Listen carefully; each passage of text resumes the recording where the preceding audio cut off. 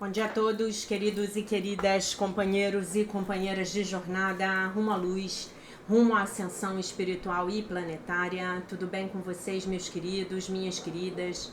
Então, hoje é dia 29 de novembro de 2024, sexta-feira, e nós vamos juntos dar continuidade à nossa jornada de libertação, cura e ascensão através dos ensinamentos de um curso em milagres. Estamos hoje na lição de número 333, né? Lembrando que o número 33 é o número da consciência crística, né? Então essa é uma lição muito especial, numerologicamente falando. Aqui o perdão põe fim ao sonho de conflito.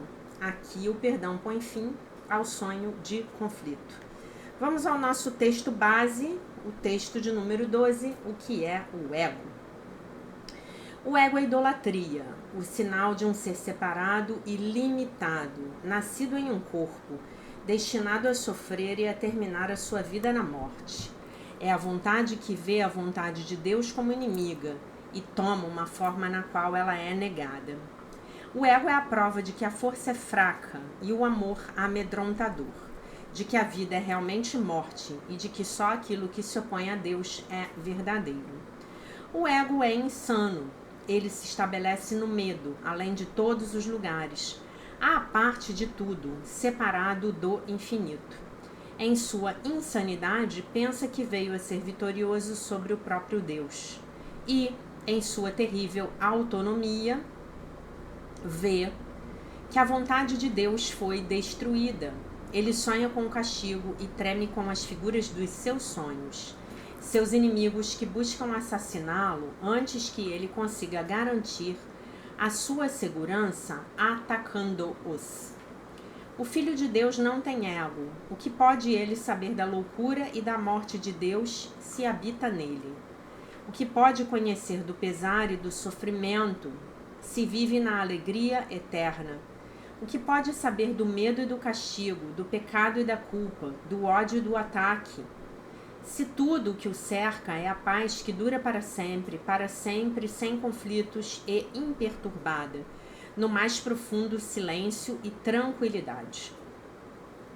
Conhecer a realidade é não ver o ego e os seus pensamentos, seus trabalhos, seus atos, suas leis e suas crenças, seus sonhos, suas esperanças, seus planos para a própria salvação e o quanto custa acreditar nele. O preço da fé no ego é tão imenso em sofrimento que a crucificação do Filho de Deus é diariamente oferecida no seu santuário escuro, e o sangue tem que ser derramado diante do altar onde os seus seguidores doentios preparam-se para morrer.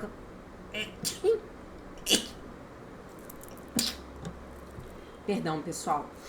E no entanto, um só lírio de perdão, pessoal. E no entanto, um só lírio de perdão transforma a escuridão em luz, o altar as ilusões no santuário da própria vida. E a paz será para sempre restituída às mentes santas que Deus criou como seu filho, sua morada, sua alegria, seu amor, completamente seu, completamente um com ele. Ok? Muito bem. Então, temos aqui a lição de número 333, que declara: aqui o perdão põe fim ao sonho de conflito. Aqui o perdão põe fim ao sonho de conflito. O conflito tem que ser resolvido. Para escapar dele, não é possível esquivar-se ou deixá-lo de lado, negado, disfarçado, visto em outro lugar, chamado por outro nome ou escondido por qualquer tipo de engano. Ele tem que ser visto exatamente como é, onde se pensa que esteja, na realidade que lhe foi dada e com o propósito que a mente lhe conferiu. Pois só então as suas defesas serão suspensas e a verdade poderá iluminá-las até que desapareçam. A oração. Pai, o perdão é a luz que escolheste para dissipar com o seu brilho todo o conflito e toda dúvida e iluminar o caminho da nossa volta a Ti. Nenhuma outra luz senão essa é capaz de pôr um fim ao nosso sonho mau. Nenhuma luz senão essa pode salvar o mundo, pois só ela jamais falhará em coisa alguma, sendo uma dádiva tua para o teu filho amado. Aqui o perdão põe fim ao sonho de conflito. Pai, o perdão é a luz que escolheste para dissipar com o seu brilho todo o conflito e toda dúvida, e iluminar o caminho da nossa volta a ti. Para ti, né? Não, a ti. Então, o perdão é o meio pelo qual nós colocamos um fim na existência ilusória do homem, né? O perdão só pode ser obtido através da visão crística, né? Quando nós olhamos para uma determinada situação a partir do ponto de vista do Cristo em nós, então nós podemos perdoar, né? Vocês sabem que a minha mãe, né, a minha irmã até fala isso, a nossa mãe era a rainha dos ditados, né? Ela realmente fazia uso bastante dos ditados populares. E entre os ditados favoritos dela estava: há males que vêm para bem, né? Há males que vêm para bem. Então vejam que interessante. Algumas vezes, alguma pessoa com um nível de consciência muito reduzido pode ter feito algo para prejudicar você, né? E aí, talvez você tenha verificado que no longo prazo a pessoa acabou te fazendo um favor. Isso já aconteceu com vocês, né? E tem uma lição no curso, ou eu não me lembro se é agora, eu não me lembro se é um texto dentro da lição, que diz assim: perdoarei e verei isto de forma diferente, né? Então, se quando acontecer uma coisa ruim na sua vida, algo desafiador na sua vida, você usar essas lições, né? Aqui o perdão põe fim ao sonho de conflito, né? Uma pessoa tá lá tentando prejudicar você, difamando você, caluniando você, e você pratica. Aqui o perdão põe fim a todo sonho de conflito. Perdoarei e verei isso de forma diferente. Eu posso garantir para vocês, mas é garantir mesmo, garantir com 100% de certeza. Eu posso garantir para vocês que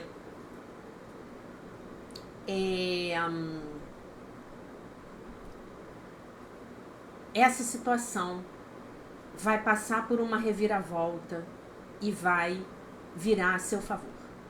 Se você insistir em olhar com os olhos do perdão, se você, por mais difícil que seja, você puder orar e pedir a Deus para abençoar essa pessoa, para fazer essa pessoa feliz,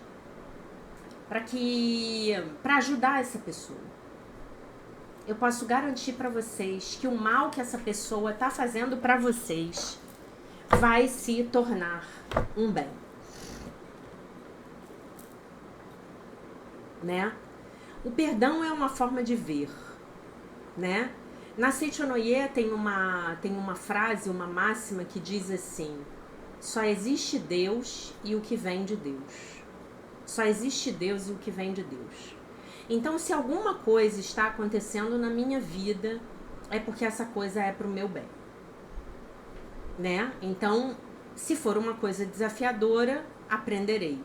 Se for uma coisa prazerosa, aproveitarei, como dizia a minha professora, Dona Maria Aparecida,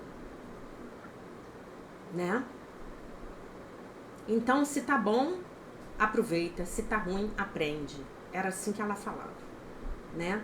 Às vezes, aquelas situações mais difíceis que nos aconteceram foram necessárias, porque nós não conseguíamos nos abrir para aprender de uma forma mais leve, aprender sem sofrer, né? Então, essa lição aqui, ela nos fala, nos traz essa consciência novamente, né?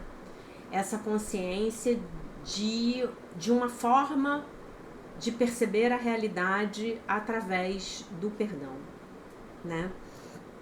À medida em que nós vamos passando por esse processo de expansão de consciência, eu imagino que vocês todos já devem ter experimentado isso, nós vamos aprendendo a ficar mais tolerantes com os outros, né? Tolerância nunca foi uma grande virtude minha, não. Muito pelo contrário. Mas aí a gente começa a olhar para o outro e ver que, como diria o Dr. Kenneth Wapnick, todo mundo está travando uma longa batalha, né? Uma longa batalha. A batalha de estar aqui nesse metaverso, né? Tendo um sonho que é mais até um pesadelo, tendo um sonho de que é um corpo frágil, um corpo vulnerável, um corpo que precisa sobreviver, se esforçar para sobreviver, né? Mas nós podemos passar a olhar para a nossa vida, para as nossas vidas de uma forma diferente.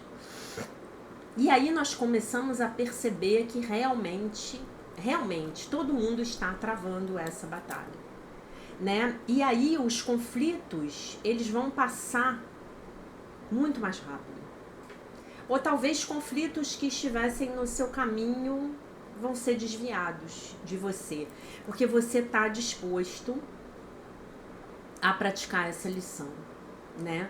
A jogar a luz da consciência crística naquela situação, né? Então, para mim, é essa consciência que a lição quer trazer hoje. Depois, no finalzinho, eu vou contar para vocês uma história. Passamos para a leitura do nosso livro,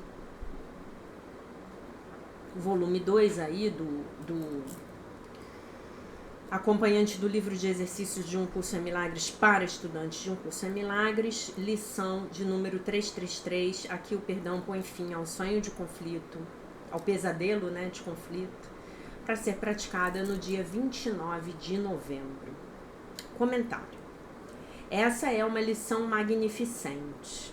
Ela declara inequivocadamente, em termos muito, muito diretos, que nós não podemos escapar da correção dos nossos pensamentos equivocados de conflito. Cada um de nós deve encarar diretamente, cada um desses pensamentos deve ser encarado diretamente e o perdão deve ser aplicado. Os nossos pensamentos de conflito devem ser resolvidos. Eles não irão simplesmente embora, não vão embora simplesmente. Nós não podemos enterrar as nossas cabeças na areia. Considere a lista de táticas defensivas que os nossos egos nos persuadem a utilizarmos.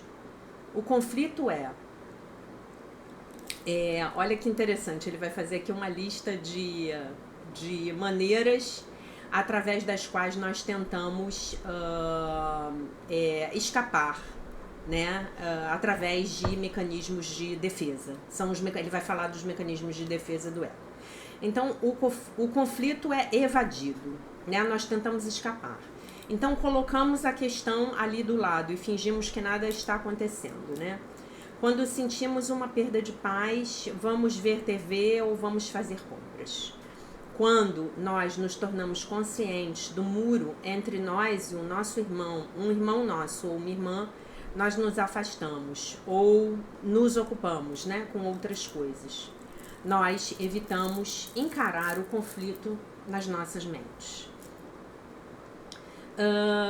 O conflito é colocado de lado. Nós colocamos a questão na prateleira para uma consideração posterior.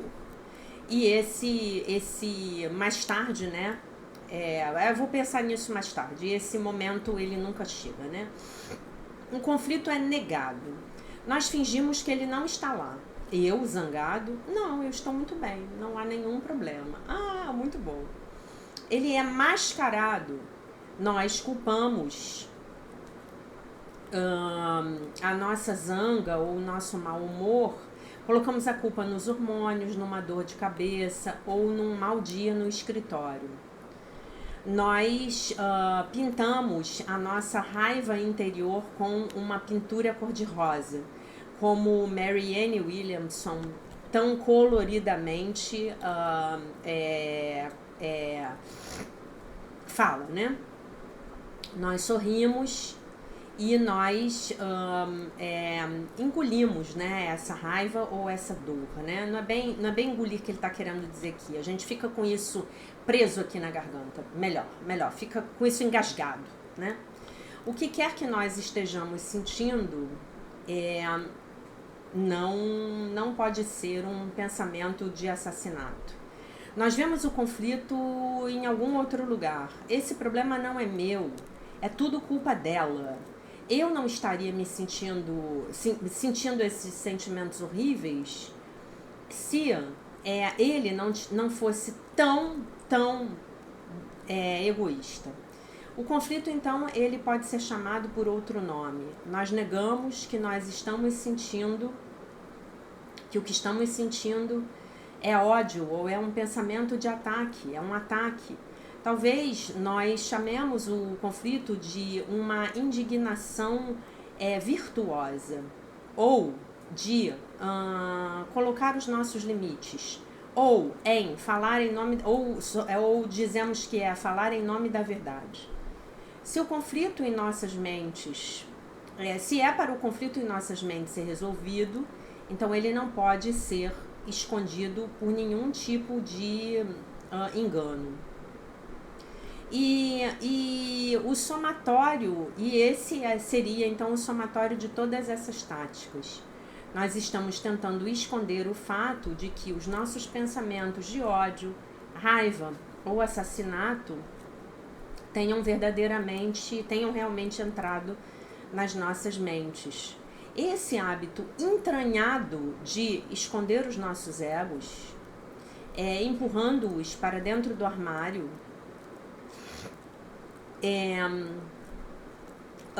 tem que terminar se queremos escapar do conflito, né? Então, esse texto dele me lembra a aula ao vivo que fizemos talvez aí no início desse ano, que é os mecanismos de defesa do ego. Se você ainda não tiver assistido essa aula, me mande uma mensagem e eu libero ela para vocês, tá bom? Para você.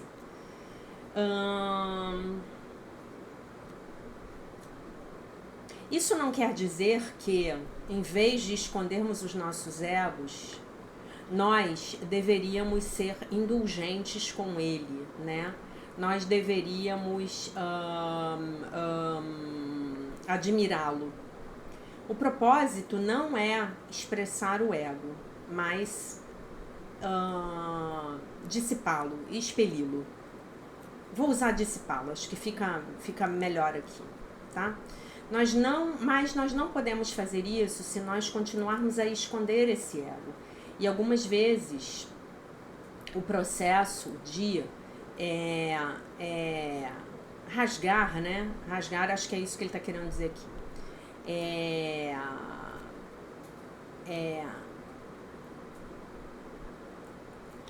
A máscara do ego significará que, ao menos por um pequeno período de tempo, nós iremos deixar, vamos ventilar o ego em vez de encobri-lo, né? A gente vai deixar o ego sair, nós vamos deixar o ego aparecer, né? Nós vamos parar de fingir que nós não temos ego, né?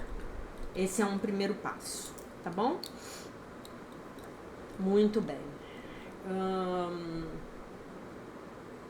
Vamos lá.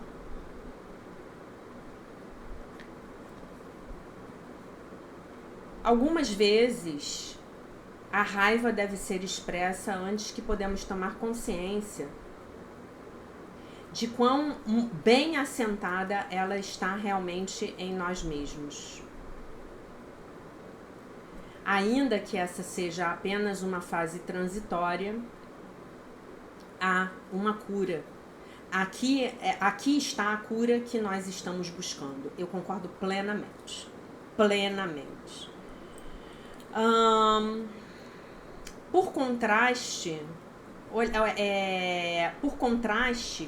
com o encobrimento do ego, então a nossa intenção deve ser ver o conflito do ego exatamente como ele é.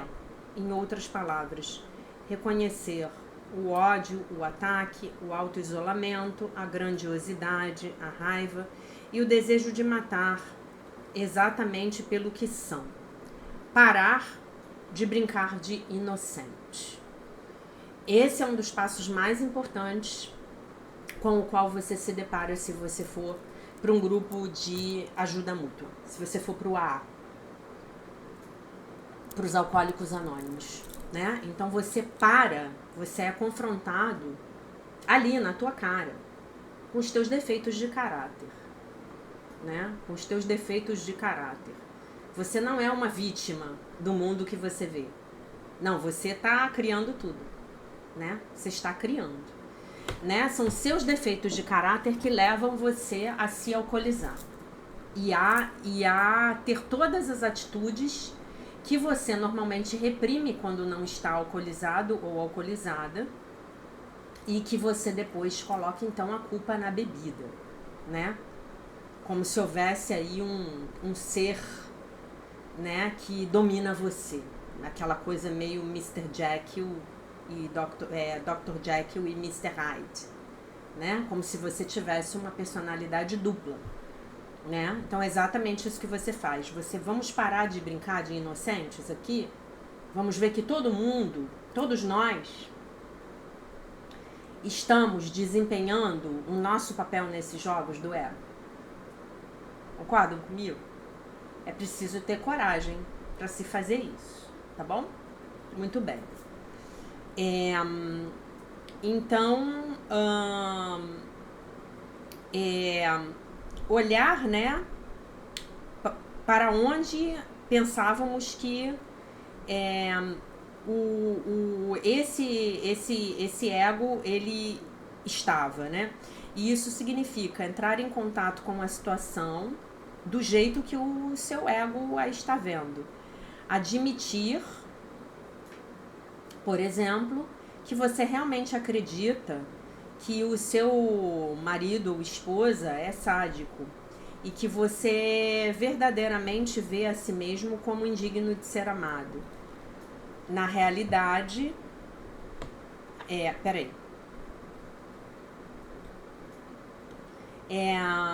da realidade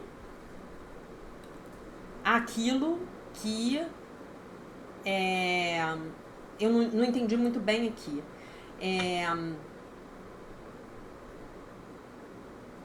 Da realidade aquilo que aconteceu, eu acho, algo assim, não sei, não entendi muito bem essa frase aqui. Aqui nós reconhecemos exatamente o que pensamos que a situação é. Então digamos assim, é validar aquilo que os nossos egos estão dizendo pra gente que é, tá? Para que a gente possa compreender o que está acontecendo dentro de nós mesmos. Nós compreendemos que nós vemos a nós mesmos como sozinhos no universo. Desesperados, né, fazendo o nosso próprio caminho através da vida. E minimamente sobrevivendo.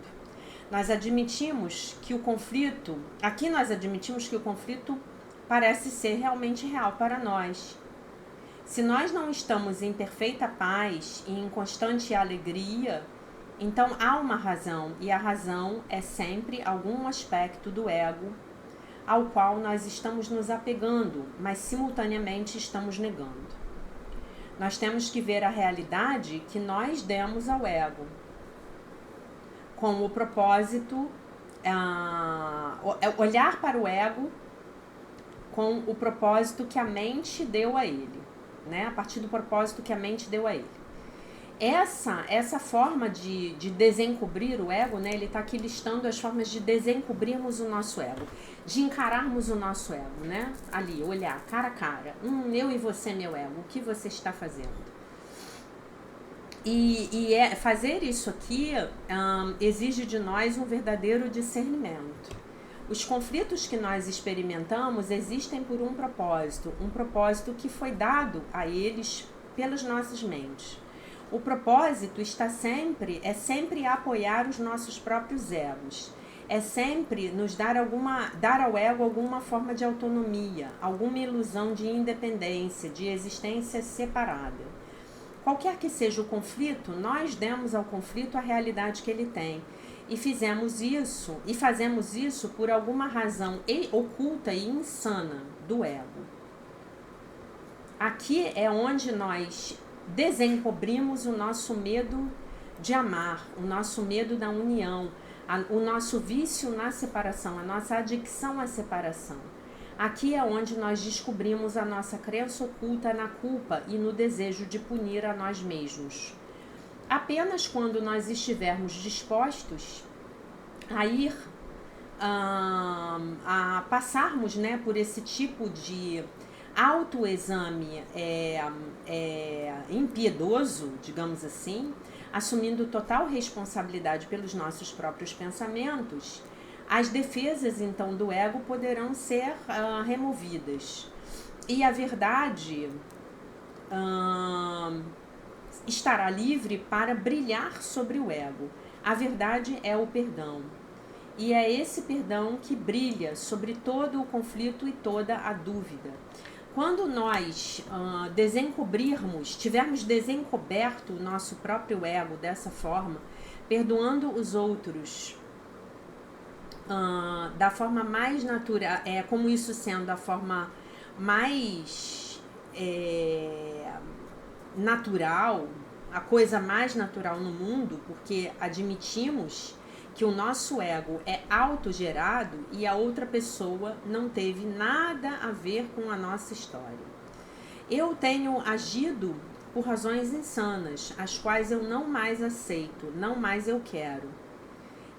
Mas se isso é verdade para mim, então isso deve ser verdade para todos. O conflito era irreal. Ilusão lutando contra a ilusão.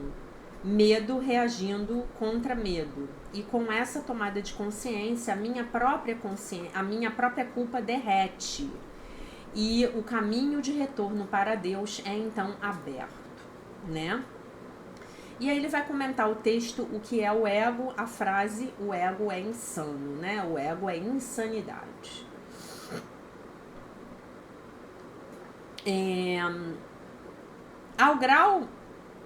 Na medida em que nos identificamos com os nossos egos, nós também somos insanos, estamos insanos, como Um Curso em Milagres tão frequentemente nos diz. E nós todos nos identificamos com os nossos egos muito mais do que nós temos consciência. De fato, a identificação com o ego é quase que total. O ego é a nossa premissa fundamental, a base a partir da qual nós operamos por todo o tempo. Perfeito, corretíssimo. Todos nós vemos a nós mesmos como seres limitados e separados, vivendo em corpos, condenados a morrer com esses corpos. Essa insanidade não é a nossa realidade, entretanto, a nossa verdade, o nosso ser compartilhado permanece são, e essa é a nossa salvação, e essa é a condenação do ego. O ego, deixa eu ver aqui, deixa eu ler aqui para vocês em português.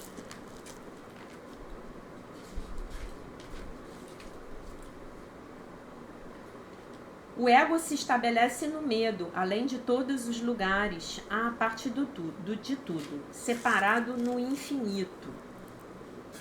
Deus, em sua criação, é tudo o que há, mas o ego pensa que ele é, de alguma forma, algo além disso. Ele rejeita Deus como Criador e tenta imaginar a si mesmo como alguma coisa fora de Deus e da sua criação. O ego se coloca separado de tudo. Como nós podemos estar separados de tudo? O tudo é o tudo. O tudo é tudo. O todo é o todo. E ele inclui tudo. E o ego declara... deixa eu ler aqui.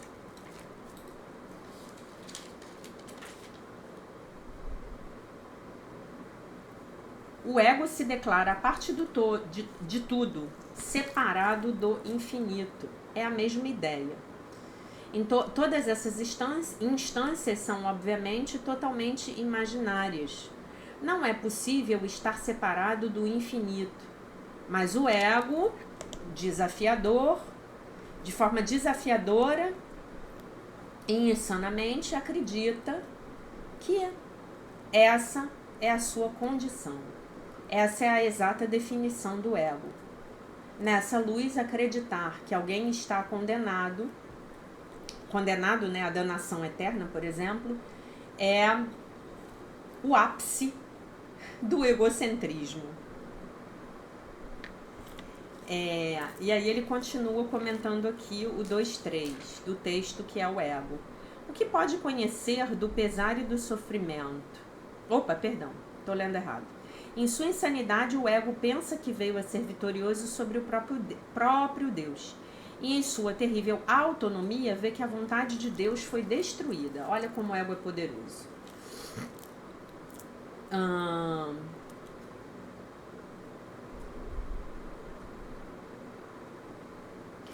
E isso é o que a danação é.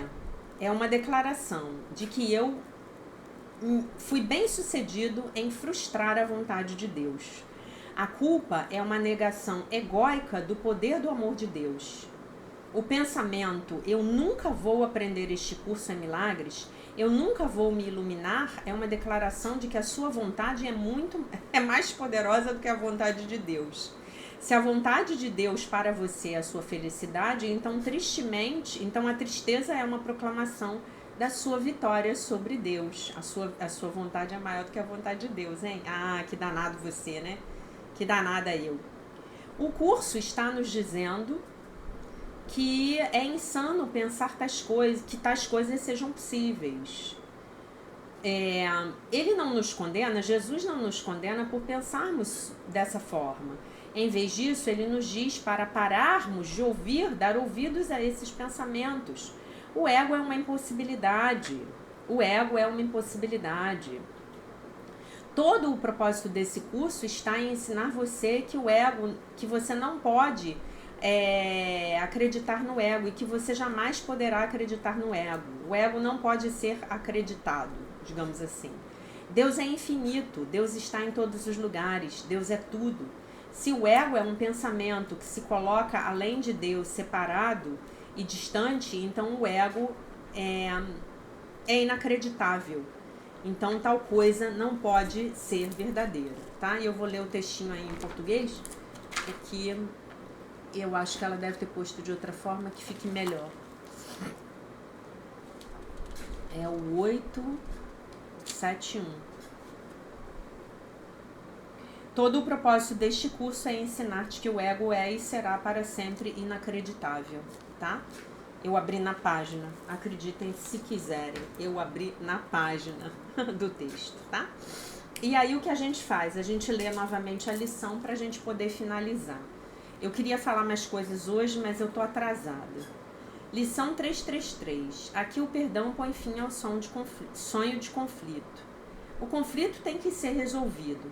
Para escapar dele, não é possível esquivar-se ou deixá-lo de lado, negado, disfarçado, visto em outro lugar, chamado por outro nome, ou escondido por qualquer tipo de engano. Ele tem que ser visto exatamente como é, onde se pensa que esteja, na realidade que lhe foi dada e com o propósito que a mente lhe conferiu. Pois só então as suas defesas serão suspensas e a verdade poderá iluminá-las até que desapareçam. Né? Aqui ele está chamando o ego de conflito. E as defesas são os mecanismos de defesa do ego. Daí a minha orientação para vocês verem a live, tá?